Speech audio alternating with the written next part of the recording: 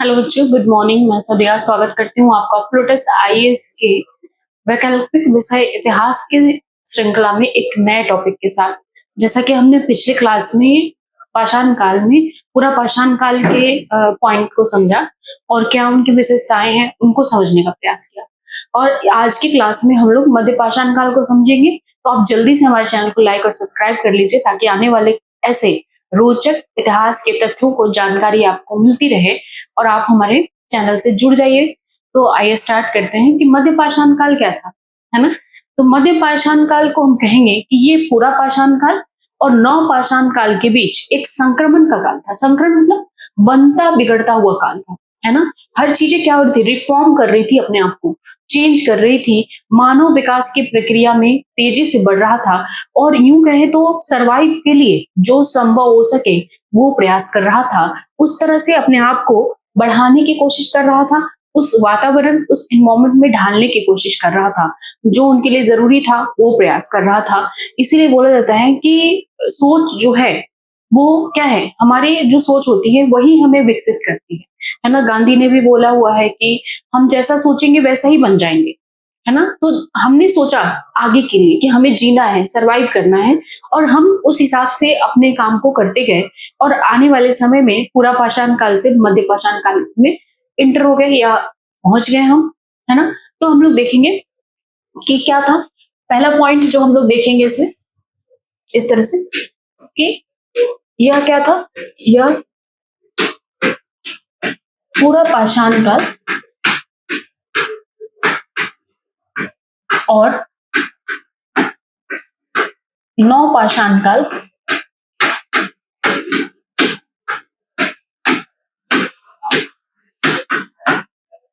के बीच संक्रमण का काल था। संक्रमण का काल था। दूसरी सबसे बड़ी विशेषता थी जलवायु परिवर्तन। क्या था जलवायु परिवर्तन? शुष्क होने लगा था जलवायु, ठीक है। अब शुष्क कैसे होने लगा था, यानी पीछे जो हमने पूरा पाषाण काल को देखा वो क्या था, हिमयुग था। हिमयुग के अंतिम चरण से गुजर रहा था, लेकिन ये क्या हुआ, ये शुष्क होने लगा। यानी हिमयुग का जो चरण था वो क्या हुआ, समाप्त होने लगा, और जो बड़े जानवर थे वो धीरे धीरे समाप्त होने लगे और तेज भागने वाले जानवरों का उदय होना शुरू हुआ। तो जब जानवर तेज भागने लगे तो उनको मारने के लिए या उनका शिकार करने के लिए वैसे अस्त्र और शस्त्र की भी आवश्यकता पड़ी, क्योंकि भाई तेज भाग रहा है अगर जानवर तो उसके साथ आप 5 किलो 10 किलो का पत्थर उठा के तो नहीं दौड़ सकते थे ना। उसके लिए ऐसे हथियार चाहिए थे जिसको हम निशाना लगाए और मार दें, जैसे कि तीर धनुष, भाला, इस तरह की प्रवृत्तियों ने जन्म लिया। और जानवर भी नए नए दिखे, जैसे हिरन हो गया और छोटे छोटे जो भी जानवर थे, भेड़, बकरियां, इन सब का उद्भव हुआ। कुछ पक्षियों का भी उद्भव हो गया हिमयुग के बाद, आपने देखा होगा, साइंस में पढ़ा भी होगा। तो पक्षियां हो गई, तो उनको शिकार करने के लिए मान लो आसमान में पक्षी उड़ रहा है तो हम एम लगाएंगे तीर से और टिक देंगे। पत्थर उठा के तो पक्षी को नहीं मारा जा सकता ना, है ना। तो ये कहेंगे कि जो औजार थे उनकी जो प्रवृत्ति थी उसमें भी चेंज हुए, है ना। तो हम क्या लिखेंगे यहाँ पे,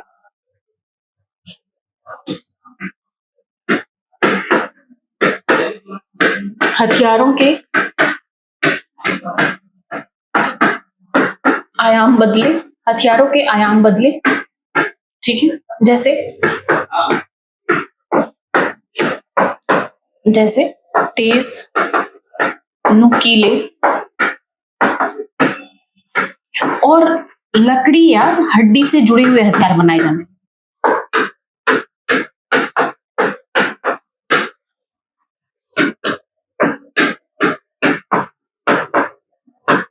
अब ये कैसे था लकड़ी या हड्डी से जुड़े हुए हथियार, कि मान लो उन हथियार को चलाएं। सपोज मान लो ये लकड़ी का एक स्टिक है, डंडा है, और इसमें पत्थर का पतला सा खर्चनी नुमा कुछ ऐड कर दिया, ठीक है, जो कि आसानी से उसे काटने में बेदना आसान हो सके।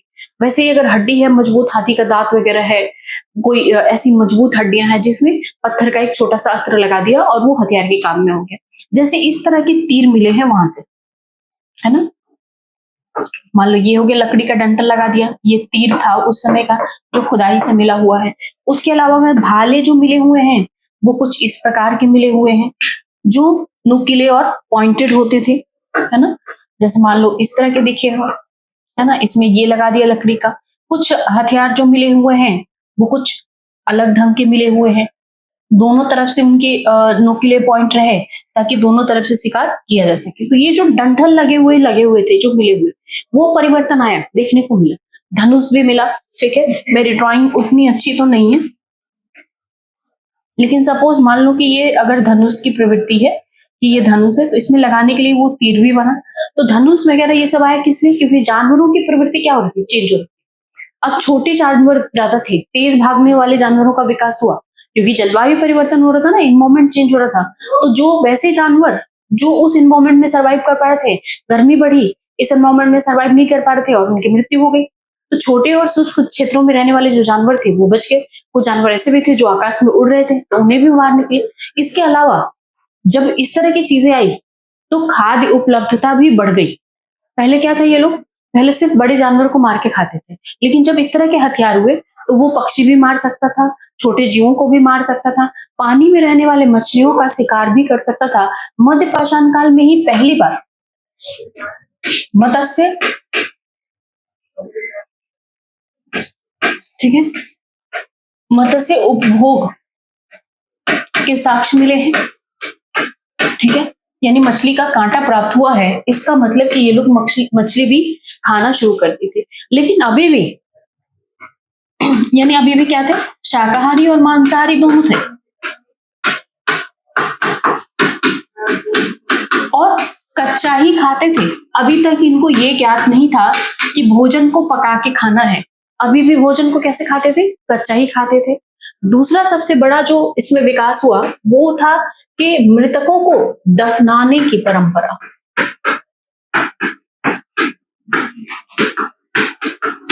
जिसको हम लोग शवाधान कहते हैं,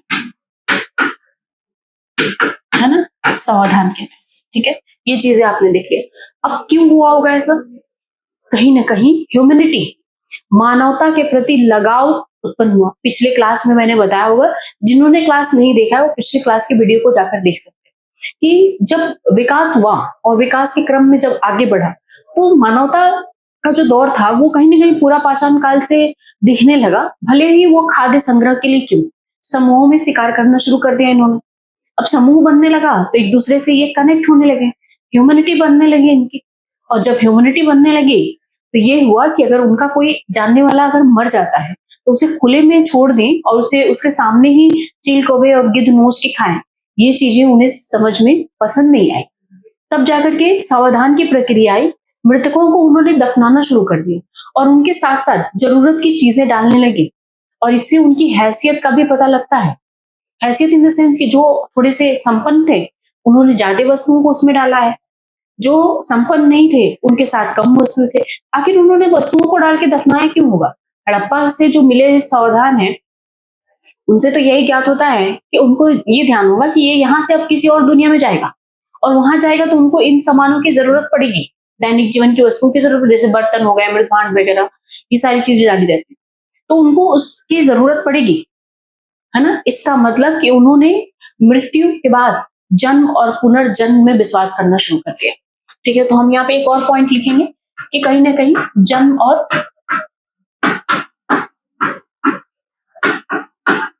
पुनर्जन्म की संकल्पना, ठीक है, का उद्भव हुआ, ठीक है। ये तो हमने देख लिया कि जन्म और पुनर्जन्म की संकल्पना का उद्भव हुआ। उसके अलावा इन्होंने जानवर को पालतू बनाना सीखा।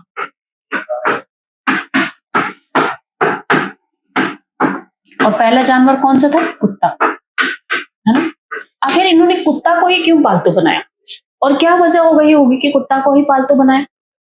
क्योंकि कुत्ता वफादार होता है, ठीक है। आप लोग का आंसर बिल्कुल सही है कि कुत्ता वफादार होता है, इसलिए वफादार होता है, नो डाउट। लेकिन कुत्ता जो होता है ना, अगर एक बार किसी के यहाँ खा लिया, जैसे आप लोग का जो लॉजिक है मैं उसको सिद्ध करना चाहूंगी, एक बार अगर आपने उसे कोई रोटी या कुछ भी ऐसा खिला दिया तो वो अगले दिन आपके दरवाजे पे किसी अननोन पर्सन को नहीं चढ़ने देगा। तो वो उस कबीले वाले लोगों को ही रहने देता। अननोन कोई आएगा तो उसमें अटैक करेगा या आवाज करेगा, भौंकेगा। इससे सुन के ये आसपास से इकट्ठा हो जाएंगे और अपने जो कबीले थे उसकी रक्षा कर पाएंगे, क्योंकि समूह में रहने लगे थे तो कबीला का फॉर्म हो चुका था कहीं ना कहीं, है ना। समूह में रहने लगे, शिकार करने लगे, ये चीजें। तब इनका समूह क्या हुआ, बड़ा होने लगा। और जब बड़ा होने लगा तो ये क्या किए, आखिर समूह बड़ा हुआ होगा तो ये लोग क्या किए होंगे, गुफाओं से निकल के मैदान में आ गए होंगे, क्योंकि गुफाओं में बहुत लंबे समय तक बहुत लंबे लोग तो रह नहीं सकते हैं, घुटन होने लगेगी, क्योंकि वेंटिलेशन है नहीं उसमें।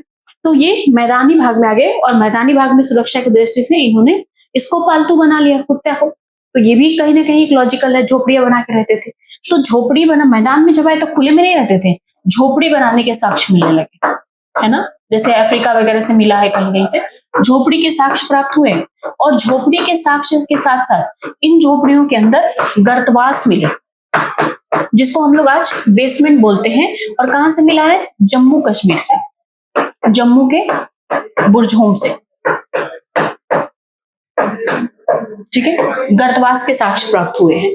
तो इसलिए बनाया होंगे कि सपोज मान लो कि कोई ऐसा जानवर आया, अटैक कर दिया अचानक से, ये लोग सोए हुए हैं, हाथी आया, कुछ भी आया, छोटे बच्चे हैं जो अपने, हम लोग शिकार पे गए हुए हैं, बच्चे सोए हुए हैं, महिलाएं हैं, अगर वो सोई हुई हैं, प्रेग्नेंट हैं, वैसी हालत में कहीं भाग नहीं सकती, फटाक से जमीन के अंदर घुस जाएंगी और अपने आप को सुरक्षा दे देगी। हाथी बहुत करेगी तो झोपड़ा झोपड़ी उलट उलट के चल जाएगी, शेर बहुत करेगा तो उलट उलट के चला जाएगा। तो इन्होंने सुरक्षा की दृष्टि से इन्होंने बेसमेंट यानी कि गर्तवास बनाना शुरू किया। जो पहला साक्ष्य मिला कहां से, जम्मू कश्मीर के बुर्जहोम से मिला हुआ गर्तवास का साक्ष्य, है ना। तो ये इतनी सारी चीजें हमने देखा कि तीर कमान हुआ और ये सारी चीजें, ठीक है। उसके अलावा जो अगला पॉइंट है इसमें कि इन्होंने क्या किया कि मृदभांड के साक्ष्य मिलते, लेकिन मृदभांड हाथ वाले थे, यानी चाक का कोई अवशेष नहीं था। चाक समझते हैं ना, कुम्हार का चाक जिसपे बर्तन बनाया जाता है, ऐसे गोल सा होता है और उसको ऐसे ऐसे घुमाते रहिए और उसपे बर्तन बनता रहता है, वैसा कोई साक्ष्य नहीं मिला। लेकिन हाँ, इन्होंने शायद मिट्टी को ऐसे कुछ रूप दे दिया, उसमें कुछ सामान रखा होगा, उस तरह के साक्ष्य मिले। कोई पत्थर रहा जो बीच से गहरा हो, खाने होने की यूज में किया उन्होंने। तो मृदभांड के भी साक्ष्य लगभग मिलने लगते हैं मध्य पाषाण काल से। उसके अलावा अगर हम लोग बोले कि ये मोटे अनाज से भी परिचित हो चुके थे। कैसे, जैसे कि दमदमा से चक्की मिली है, ठीक है, जिसमें कुछ मोटे अनाज के साक्ष्य हैं, दबे हुए हैं, जो कि प्रागैतिहासिक काल में मध्य पाषाण काल के आसपास के, यानी 10,000 ईसा पूर्व के आसपास के। तो जब थी खेती तभी तो चक्कियां भी थी कि उस अनाज को, हो सकता है किसी की तबीयत खराब हो या दांत वात टूट गए हो, बुजुर्ग लोग हो, तो हो सकता है उस अनाज को पीस करके उन्होंने दिया हो उसको खाने के लिए, हो सकता है ना। हो ही तो सकता है, कल्पना ही तो कर रहे हैं हम। एग्जैक्ट क्या है, क्योंकि लिखित साक्ष्य नहीं है इसलिए हम नहीं कह सकते, हम कह सकते हैं हो सकता है ना। तो फिर उसके बाद ये चीज है। फिर उसके अलावा जो सबसे बड़ी विशेषता थी कि चित्रों के बनावट में परिवर्तन, तो चित्रों में भी परिवर्तन हुआ, ठीक है। अब चित्रों में क्या परिवर्तन हुआ, तो चित्रों में दो परिवर्तन हुआ। एक तो हमने जो देखा कि पत्थरों पे नक्काशी, ठीक है, और दूसरा जो होगा, अब इसमें रंगों का प्रयोग होने लगा। मान लो कि अगर कोई लाल रंग का पत्थर इन्होंने उठा लिया, काली रंग की गुफा होगी, उस पर उन्होंने उकेर दिया उससे। ऐसा नहीं था कि इनके पास लाल, हरा, पीला, नीला या रंग बनाने की विधि थी, नहीं। हो सकता है कि इन्होंने चूना पत्थर का कोई टुकड़ा उठाया, ब्लैक गुफा में थे, उस पर उन्होंने कुछ चित्रकारी वगैरह की। उस समय की जो चित्रकारी मिली है सबसे बड़ा साक्ष्य देती है कि जो रंग वाले मिले हुए हैं, और उन चित्रकारी में इंडोनेशिया से भी प्राप्त हुए हैं हालांकि कुछ कुछ, तो ये रंग वाली चित्रकारी में इन्होंने शिकार की जो गतिविधियों को दिखाया वो समूह में, एक जानवर है, इन्होंने बीच में उसको किया है और भाले से इस तरह से मारते हुए दिखाया गया है, 3 4 5 लोग हैं ऐसे घेरे हुए दिखाया गया है। इसका मतलब ये समूह में हो गए थे, कबीला का गठन हो चुका था, है ना। तो ये चीजें ये प्रदर्शित करती है कि कबीला बन चुका था, कहीं ना कहीं था, कबीला का अवधारणा प्रेजेंट हो चुका था, तो ये हम कहेंगे। इसके अलावा जब ये शिकार पे जाते थे ना, तो अपने बुजुर्गों को घर पर छोड़ जाते थे। क्यों? बच्चों की देखभाल करने के लिए, कि बच्चों की देखभाल करेंगे ये लोग, इसलिए छोड़ जाते थे, ठीक है। ये एक पॉइंट होगा। उसके अलावा हम लोग कहेंगे कि पारिवारिक पारिवारिक परंपरा उभरने लगी थी। तभी तो कोई बुजुर्ग घर में बैठ के इनका ध्यान रखता था। उसके अलावा उस समय के जो पत्थर वगैरह थे, जो हथियार थे, उनके मैं नाम लिख दूं यहाँ पे ताकि आप लोगों को आसानी हो। तो जैसे कि उस समय जो था पत्थर, उसका नाम था चकमक। चकमक पत्थर होता था, चर्ट होता था एक तरह का पत्थर, उसके अलावा जैस्पर था, है ना। इस तरह के पत्थरों का प्रयोग हुआ हथियारों में। खुरचनी, बिधनी, छेनी, तीर कमान, ठीक है, इस तरह के हथियार बने। उसके अलावा जो चीजें हुई निकल के आई कि सिले हुए वस्त्र पहनने लगे। अच्छा, सिले हुए वस्त्र, सिले हुए वस्त्र का मतलब ऐसा नहीं है कि लहंगा, शरारा, गरारा, साड़ी, सूट, प्लाजो पहन ले, नहीं। जो चमड़े को वो बस सिर्फ क्या करते थे कि लपेट ली जब ठंड लगा तो। पत्ती को क्या किए कि अपने बॉडी पे ऐसे ऐसे चिपका ली। जब इस तरह की पतली पतली बारीक बारीक जब हथियार बनाने लगे ना, उसी समय सुई की खोज हुई।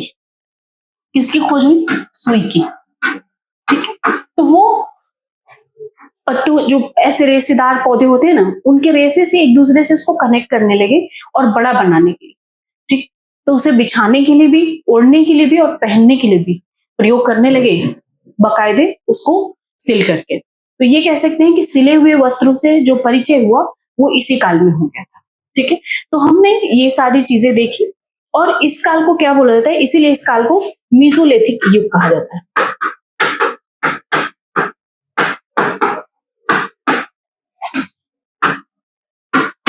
ठीक है, तो ये हमने इतने सारे चीजों को, इतने सारे विषय को, हमने टॉपिक को देखा मध्य पाषाण काल से संबंधित। ऑप्शनल वाले बच्चे के लिए इससे बेहतरीन आंसर राइटिंग के लिए कुछ हो नहीं सकता। सबसे जरूरी चीज क्या है आंसर राइटिंग के लिए, कि आपके पास कीवर्ड्स हो, तो आप कुछ भी आसानी से लिख सकते हो। और मैंने आपको एक टॉपिक से, देखिए कितने सारे कीवर्ड्स दिए। देखिए एक, ठीक है, 2, 3, 4, 5, 6, 7, 8, 9, 10, 11, 12, 13, फिर 14 और 15, 16, 17, 18, 19। देखिए एक मध्य पाषाण काल से मैंने 19 पॉइंट आपको दिए। इससे बेहतरीन आंसर आपको मिल ही नहीं सकता, किसी भी पूरे यूट्यूब पे नहीं मिल सकता। इसलिए बोलती हूँ जल्दी से हमारे चैनल को लाइक और सब्सक्राइब कर लीजिए, ताकि आने वाली इस तरह के रोचक आंसर राइटिंग या ऑप्शनल से संबंधित किसी भी विषय से के टॉपिक से संबंधित घटनाओं को जानने के लिए हमारे चैनल को लाइक और सब्सक्राइब करिए। कल फिर मिलूंगी कुछ नए विषयों के साथ, तब तक अपना ख्याल रखिए, खुश रहिए। Thank you class.